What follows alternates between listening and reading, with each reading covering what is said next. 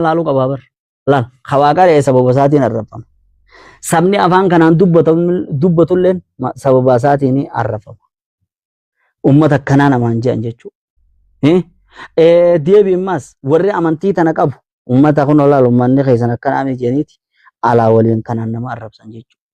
Waa meeqa waliin laaqa hoggaanii fi asirra dhaabbate. Saniif warra akkasitti gartee onlaayina kanarratti ol bahee maqaa nu cabsee isumarra deebiti salattuu isumarra deebiti.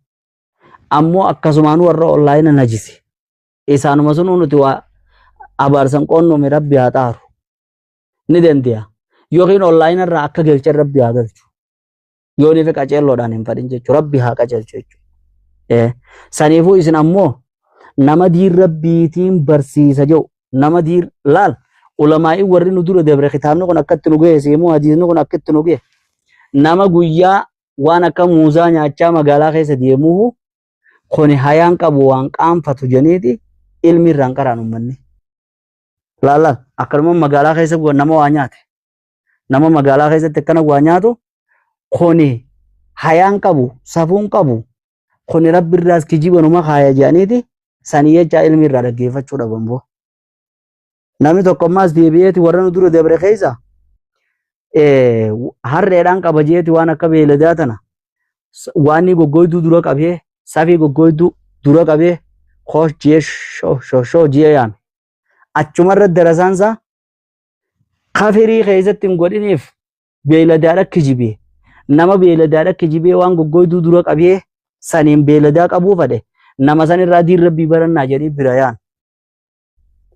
Nuti taatiga ustaaz guyyaa dhaare itti kaatee janammaas deebi'ee waa jaas deebi'ee afaan baala geedhaa hundi borummaas ustaaz jalaa jaan ustaaza jalaa jaan rabbii keessan sodaadhaa odoonii fi isin baxaraan subaattanii namni kun baxaraan subaate achuma wassalaam irraa jedhanii as deebi'ee waan kanatti hin deebu. Maal ni harkaa miree beekomtii guyyaadhaan deemtuuf.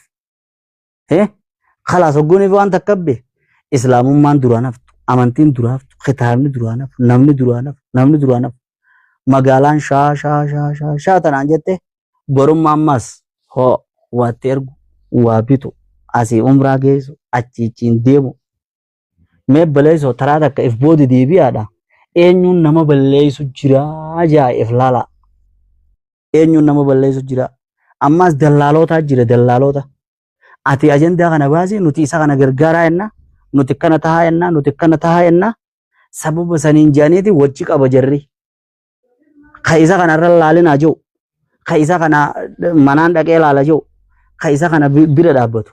Ka isa kana obboleessa keenya mee akkana haa ta'u jiru wajji qaban. Waan sababa sun hin dhufu waa hunda wal quba qabna yaa jedhan nuti ni beekna. As dhufee karanaan as bihee kadhachuurra geemiin karanaanis dhuftee jirti. Geemiidha tunis geemii gosa geemiidha takka. Isin geemii dhufte jala huu jechuu dhiisa. Yoonii fi waan gaarii dhabdan cufa irraa subhanallah ja'a. Kalimataani khafiifataani ala lisaanii ثقيلتان في الميزان سبحان الله وبحمده سبحان الله العظيم أترلل نما سبلودا لا أفان رتلل نما سبلودا تنمس ميزان خيس ألفات تودا تن نمن دبنه سبحان الله وبحمده سبحان الله العظيم سبحان الله وبحمده سبحان الله العظيم جچودا Sikrii godha waan biraa dhabden yoonii fi waan gaarii dhabden taate guyyaa qiyaamaadha miizaana keessatti wanni akkaan ulfaatu zikrii rabbiiti.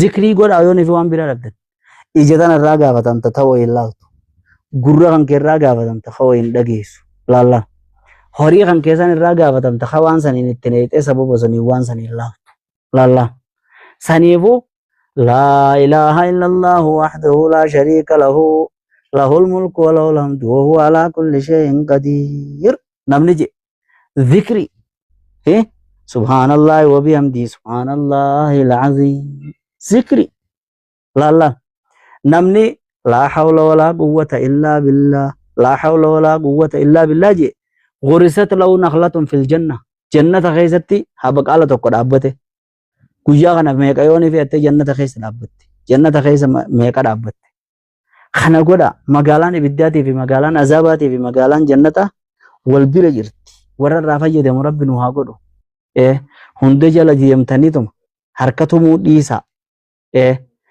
kunis kan laafifameef jira kullu muyassarun limaa khuliqa lahu je nama kana hunda uuma rabbiin uumeef sanumaan laafaaf jechuudha sanumaan laafaaf ilaa yoom ajandaan tokko kan akkanaa dhufe guyyaa akkanaa haa nama kana guyyaa kan ittiin as baanu jedhanii uummata akkaan as baha dallaallee achiini ati akkana nuu ta'e hogguun efinne akkana ta'e kuni wulii irraa dubbata ati akka nama maraatee ta'e itti muddijaan waay magaalaan geemiin gamanaanis heddummattee jirti jechuudha geemii gamanaan heddummatte tanaas wajjiniin taphatinaa isiniin jenne jechuudha zikrii heddummeessuudhaaf gaarii gaafii maal jetti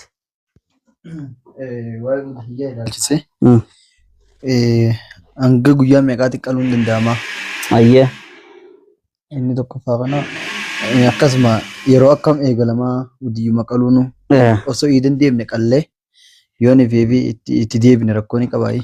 Akkasi gaafii bareedduudha ani harkutti hin jiru barreeffama as dubbisuudhaatti hin jiru. Gama keessaattiinis gaafachuu jira. Gaafiin dura yeroo akkam qalama kajaamu eega salaata irraa ba'anii qalan eega dirree iidaa dhaqanii salaatan booda qalan malee achi duran qalan sunnaadhaa shari'aadhaan gaxxamsiisuudhaaf akkasi. Namni achi dura qale sadaquma taateef malee sadaquma malee udiyyaan taatu jechuudha. Udii hiyyaadha wanni godhuudha yaanu takka ja'a. Tan lammaffaadhaa ilaa guyyaa afuraffaadhaa jechuudha. Guyyaa afuraffaadhaatti qalabuu dandeessa. Guyyaa afuraffaa jechuun guyyaa duraa kana malee guyyaa sadii qabna. Amma boruu arbaadhaami kuni guyyaa iidaati. Ayyaamut tashriiqii guyyaa sadii. Guyyaan sadeen Khamisa, Jim'ata, Sabti ilaa sanii qaluu dandeenya jechuudha.